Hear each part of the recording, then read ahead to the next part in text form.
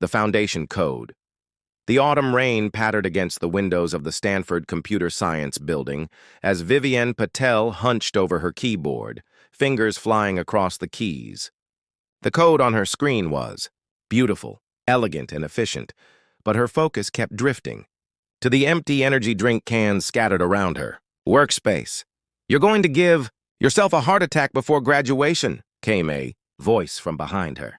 Vivienne spun in her chair to find Dominic Foster, leaning against the doorframe, his dark hair slightly damp from the rain. He held 2 cups of proper coffee, not the vending machine sludge that sustained most graduate students. "My heart is perfectly fine," she replied, accepting the cup he offered. "My thesis, however, is on life support. Your adaptive learning algorithm is revolutionary. Professor Whitman wouldn't stop talking about it in the faculty meeting yesterday." Vivienne rolled her eyes, but couldn't hide her smile.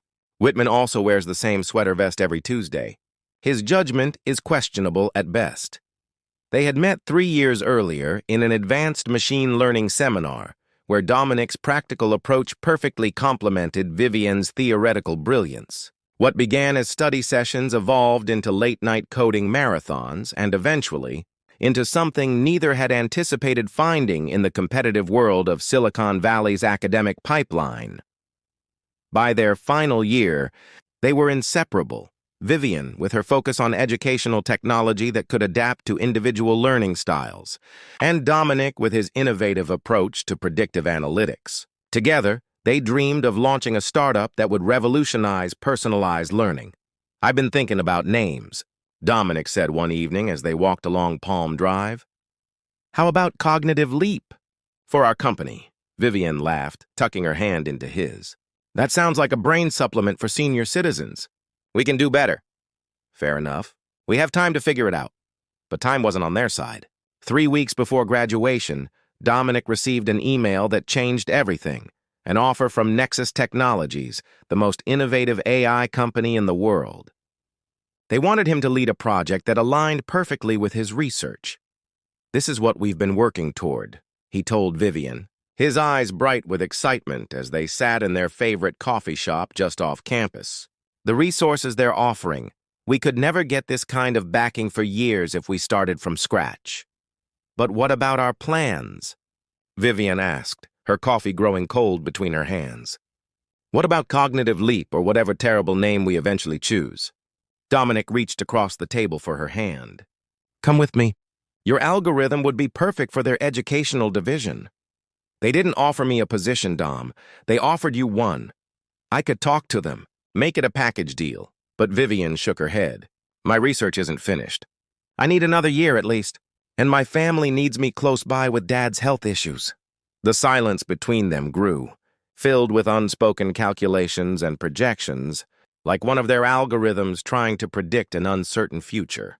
2 days later, Dominic made his decision. "I have to take it," he said, standing in Vivienne's small apartment, surrounded by the life they'd begun to build together. "This is a once-in-a-lifetime opportunity." "I understand," she said, though her voice betrayed her. "We can make it work long distance. San Francisco to Seattle isn't that far." But they both knew the statistics on long-distance relationships, especially between 2 ambitious people at the start of demanding careers. Vivienne was a pragmatist above all else. "Maybe it's better if we don't try to calculate those odds," she finally said. The night before he left, they stayed up talking about everything except what mattered most. When morning came, Dominic kissed her one last time. "This isn't the end of our story," he promised. "Just a new function."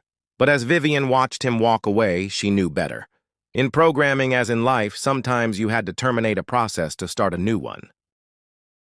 System failure. The Seattle skyline gleamed like circuit boards in the distance as Dominic Foster stared out from his corner office at Nexus Technologies. 4 years had passed since he'd left Stanford and Vivienne behind. His predictive analytics team was the company's crown jewel, his algorithms powering everything from stock market forecasts to climate change models. Yet something in the system was failing. Not the code was flawless, but something deeper, less tangible. "Mr. Foster?" His assistant's voice came through the intercom.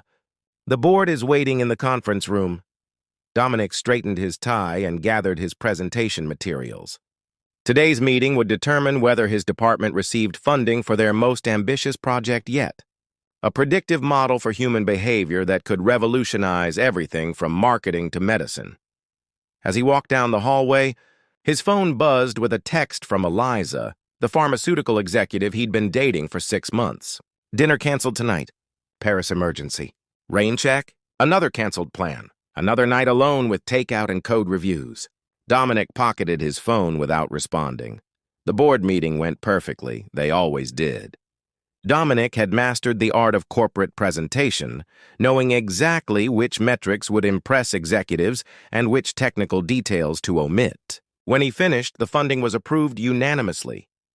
"Brilliant work as always, Dominic," said Harrison Wells, the CEO, clapping him on the shoulder. "This is why we brought you on board. This is why we pay you the big bucks." Dominic smiled and nodded, accepting the congratulations while feeling strangely hollow. Later, alone in his apartment overlooking Lake Union, he opened his laptop and did something he hadn't done in years. He searched for Vivian Patel. The results surprised him.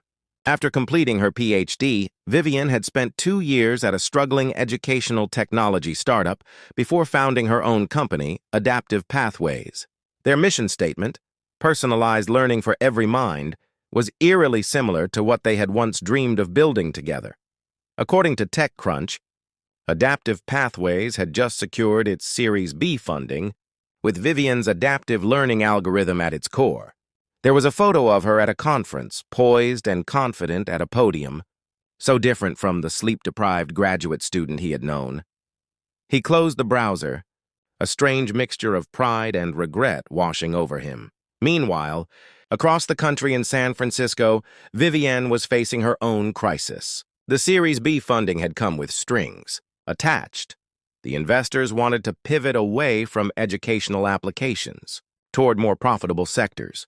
"The algorithm has applications far beyond classrooms," argued Trevor Blackwood, their lead investor, during a tense board meeting. "Financial services, predictive healthcare, even military applications. That's where the real money is." "That was never the mission," Vivian countered, keeping her voice steady despite her rising frustration. "We built this to help people learn, not to help corporations predict consumer behavior or governments track citizens." "The mission is whatever keeps the lights on," Trevor replied.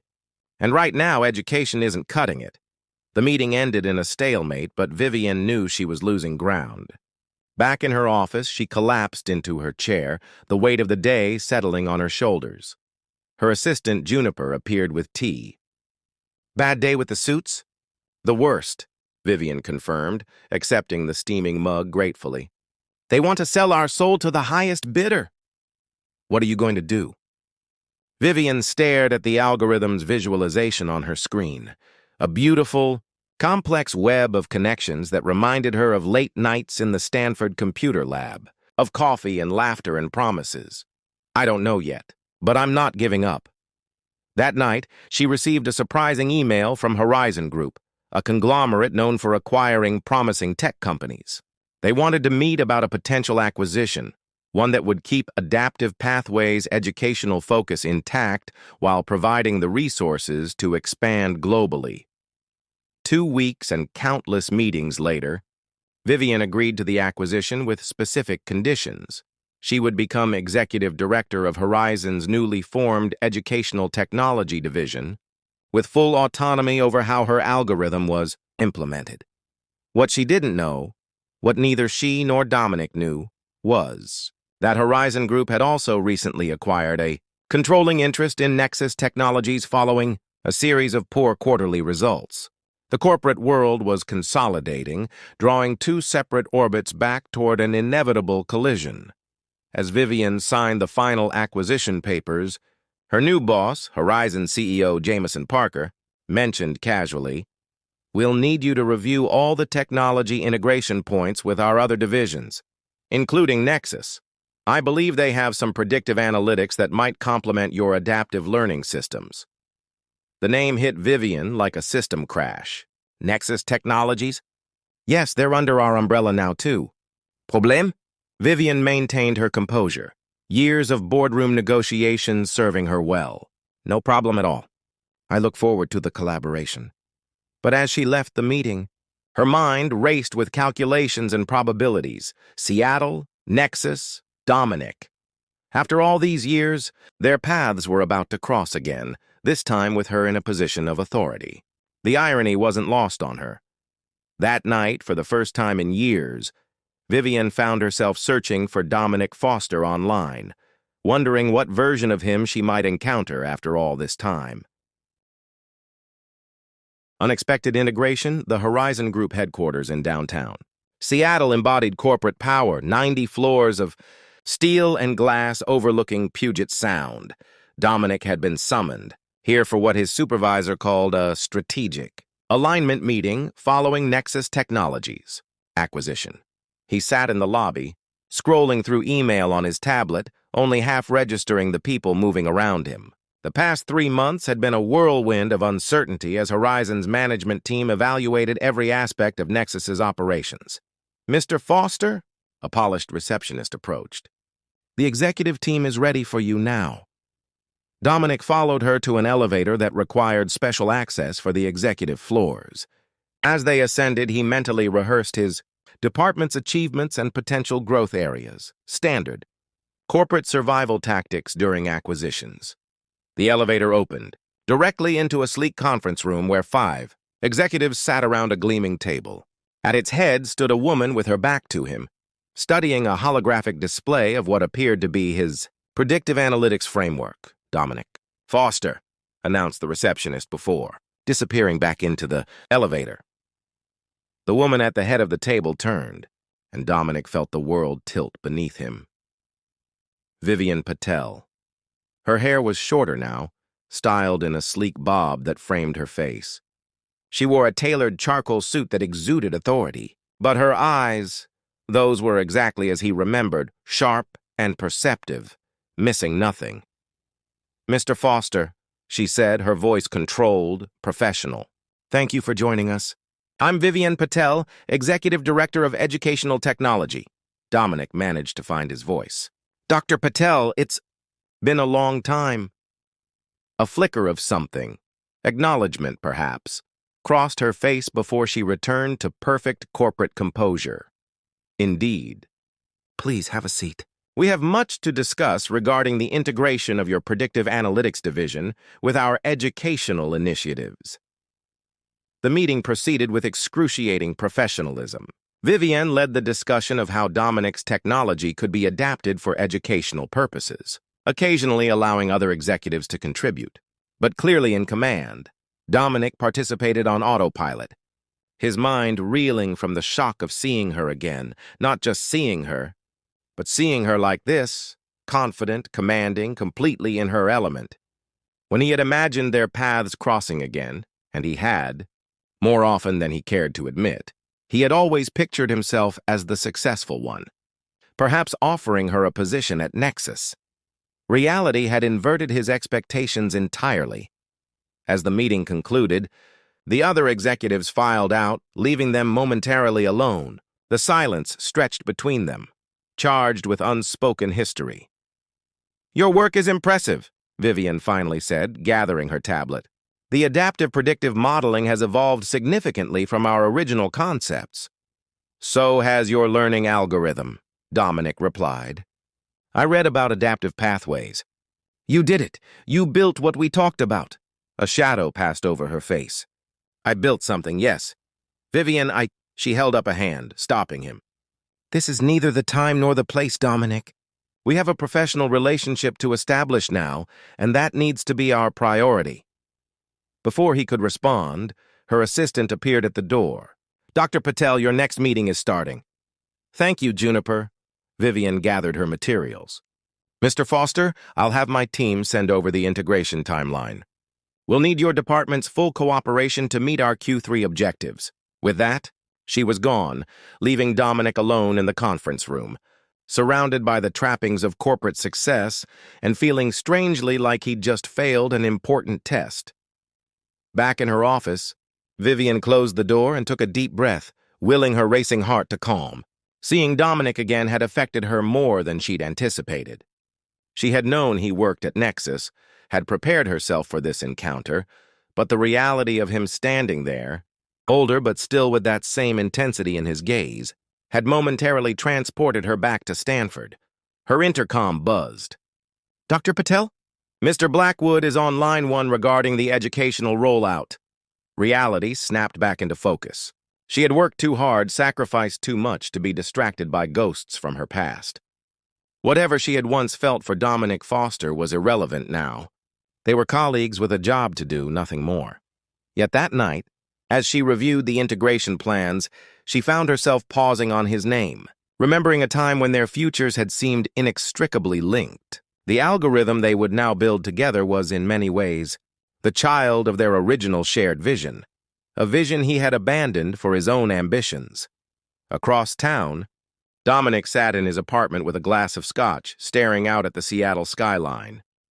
The shock of seeing Vivian had given way to a complex mixture of emotions: admiration for what she'd accomplished, regret for the way they'd parted, and something else he wasn't quite ready to name. He opened his laptop and pulled up the original code they'd written together at Stanford. He had kept it all these years, a digital memento of what might have been. Looking at it now, he could see how both their current work had evolved from these shared roots, diverging but still recognizably connected. Tomorrow, they would begin the process of bringing those separate paths back together. What that meant beyond the professional realm he couldn't predict, and for someone who had built his career on prediction, that uncertainty was both terrifying and strangely exhilarating. Debug protocol 3 weeks into the integration process, tensions at Horizon Group were reaching a breaking point. The technical teams from Nexus and Adaptive Pathways had been merged into a single division under Vivian's leadership, with Dominic serving as Chief Analytics Officer. On paper, it was the perfect combination of talents. In practice, it was chaos. "Your team's implementation is completely overriding our adaptive learning parameters," Vivian said, her frustration evident as she faced Dominic across the conference table. Their weekly leadership meeting had devolved into yet another technical dispute. "Because your parameters aren't accounting for predictive variance," Dominic countered, pulling up a simulation on the wall display. "Look at these test cases. When exposed to real-world data fluctuations, the entire system becomes unstable." The other team leaders exchanged glances, accustomed by now to these technical debates that often seemed to carry subtexts only the two principals understood. "Perhaps," suggested Juniper, who had been promoted to project manager, "we should consider a hybrid approach. Dr. Patel's core adaptive engine with Mr. Foster's predictive layer as a separate module?" Vivian and Dominic both turned to her, then looked back at each other, a silent communication passing between them. "That might work," Vivian conceded. "We'd need to design a new interface protocol," Dominic added, already pulling up a blank document. "Something that preserves the integrity of both systems while allowing them to communicate effectively." "Like we did with the Stanford project," Vivian said quietly. The first direct reference to their shared past in a professional setting. A moment of silence fell over the room. Juniper, sensing the shift, stood up. "I think we all could use a coffee break. Shall we reconvene in 15 minutes? As the room cleared, Vivian and Dominic remained, both staring at the problem displayed on the wall. "This isn't really about the code, is it?" Dominic finally said. Vivian sighed, pushing back from the table. "Isn't it? Code is cleaner. Code doesn't make promises it can't keep." "I deserve that," he acknowledged. "But at some point, we need to debug this thing between us if we're going to make this project work." "There is no thing between us, Dominic. There's a professional collaboration and a history that's irrelevant to our current objectives." "Is it?" He moved to stand beside her, looking at the tangled digital representation of their combined work. "Because it seems to me that we're trying to integrate systems that evolved from the same source code but developed separately. The history matters. It's embedded in every line we've written since." Vivian was silent for a long moment, the metaphor hitting closer to home than she wanted to admit. "Fine, you want to debug? Let's debug. Tonight, after work. Neutral territory." They met at a small jazz club in Pioneer Square. the kind of place where the lighting was low enough for honesty and the music loud enough for privacy. Vivian arrived first, choosing a corner booth away from the small crowd gathered near the stage. When Dominic arrived, he paused at the sight of her, dressed casually now in jeans and a simple blouse, looking more like the Vivian he had known at Stanford than the corporate executive she had become. "I ordered for you," she said as he sat down. "Old-fashioned, 2 cherries, no orange." You remembered. Some data points persist, despite efforts to delete them. A server delivered their drinks, and for a moment they simply sat in silence, listening to the saxophone player on stage work through a melancholy solo. "I looked for you," Dominic finally said. "After the first year at Nexus, I tried to call, but your number had changed. I emailed your Stanford address, but it had been deactivated. I moved on," Vivian said simply. It seemed like the logical course of action. "I made a mistake, Viv. I've known that for a long time." She took a sip of her wine, studying him over the rim of her glass. "Which mistake, exactly? Leaving Stanford? Leaving our plans? Leaving me?" "All of it," he admitted. "Nexus seemed like this amazing opportunity, but it was just another corporate machine. Everything I've built there has been used to sell products, predict consumer behavior, manipulate markets. It's technically brilliant and morally bankrupt, and yet you stayed." "Golden handcuffs," he said, with a rueful smile. "By the time I realized what I'd given up, I was too deep in the system to easily extract myself." Vivian nodded, understanding all too well the compromises that came with corporate success. "I nearly lost adaptive pathways to the same forces. If Horizon hadn't come along with their education-focused acquisition—" "Is that what it really is?" Dominic asked. "Because Horizon isn't exactly known for its philanthropic mission. I'm not naive, Dom. I know they see profit potential. But the terms I negotiated protect the core mission, bringing adaptive learning to underfunded schools, personalizing education for kids who would otherwise fall through the cracks." "That was always your strength," he said softly, keeping sight of the human impact beyond the code. The conversation flowed more easily after that, moving from professional challenges to personal updates. Dominic learned about Vivian's father's recovery from heart surgery, her brief engagement to a neuroscientist that had ended amicably 2 years ago, her weekend hobby restoring vintage computers. Vivian heard about Dominic's mentor at Nexus who had recently retired, his series of failed relationships with people who couldn't compete with his work, his growing collection of rare jazz recordings.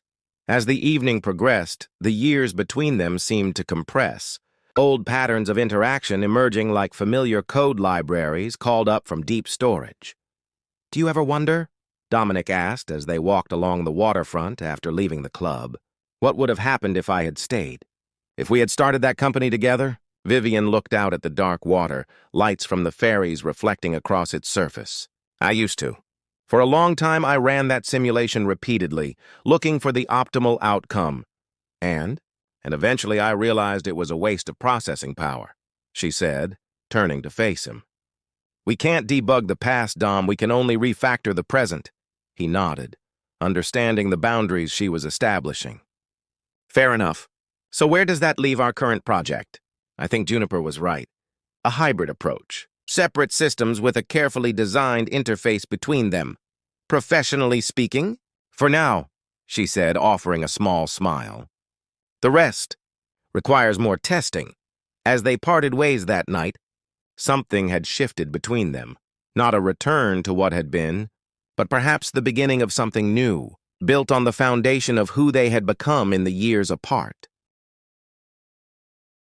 Recompiled, 6 months later, the Horizon Educational Prediction System was ready for its first major deployment. What had begun as a contentious integration had evolved into one of the most innovative educational technologies on the market, a system that could not only adapt to individual learning styles but predict educational needs before they became problems.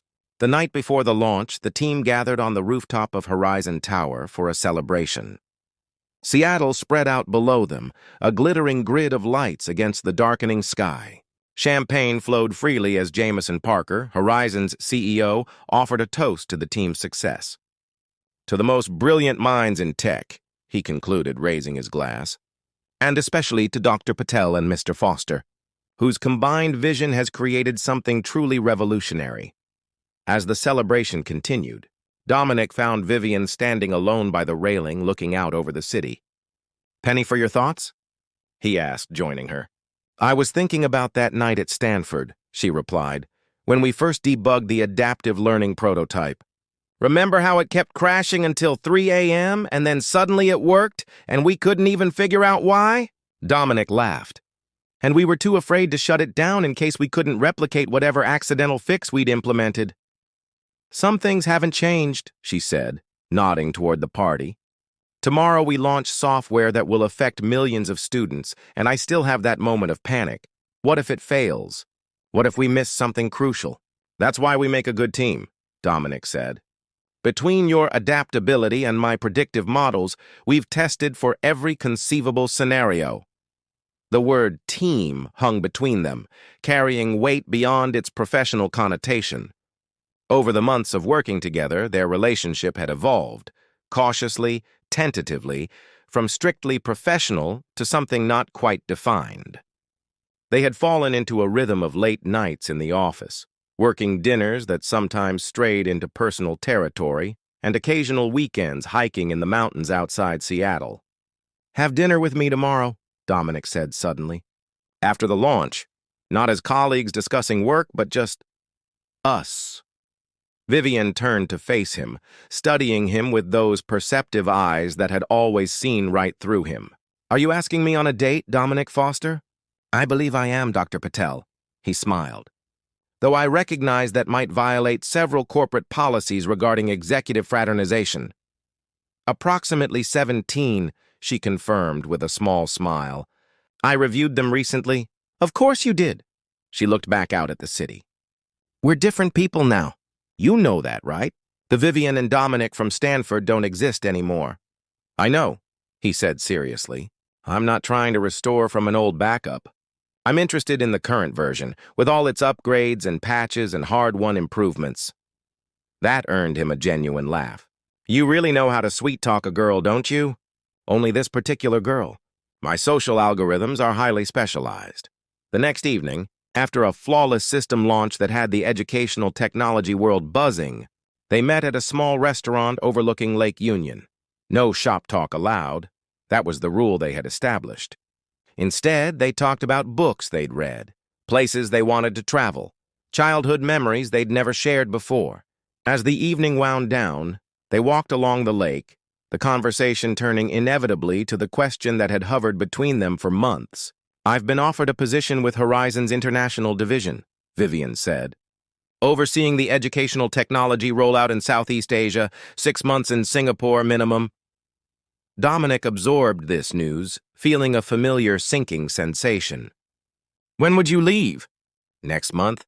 It's an incredible opportunity to implement the system in developing educational markets." "It sounds perfect for you," he said, genuinely meaning it despite the disappointment. "You should take it." She stopped walking, turning to face him. "There's a second position available. They need someone to oversee the predictive analytics integration with local data systems." It took a moment for her meaning to register. "Are you offering me a job, Dr. Patel?" "I'm offering you a choice, Dominic. One I didn't have before." He looked out at the water, then back at her. "What if I'm not ready to leave Seattle?" "Then we implement a distributed system architecture," she said simply. "We've gotten quite good at that." "Long distance?" he asked, remembering their failed attempt years before. "With regular synchronization and much better communication protocols than we had at 22. She took his hand, a gesture that had become more frequent in recent weeks. "I'm not asking for a commitment to forever, just a willingness to explore this version of us, whatever it might become." Dominic looked down at their intertwined fingers, thinking about algorithms and predictions, about paths diverging and converging, about code that evolves but retains its original elegance. "I think," he said finally, "that's a project worth pursuing." 2 weeks later, as they stood in the international terminal at SeaTac Airport with their matching luggage, Dominic handed Vivian a small, elegantly wrapped package. "What's this?" she asked, surprised. "Just a little launch gift." Inside was a custom-designed mechanical keyboard with keys in her favorite color, engraved with the words "Cognitive Leap" across the spacebar. "You remembered?" she said softly. "Some variables remain constant," he replied, "regardless of how many times the program is recompiled." As they boarded the plane to Singapore, neither knew exactly what the future held.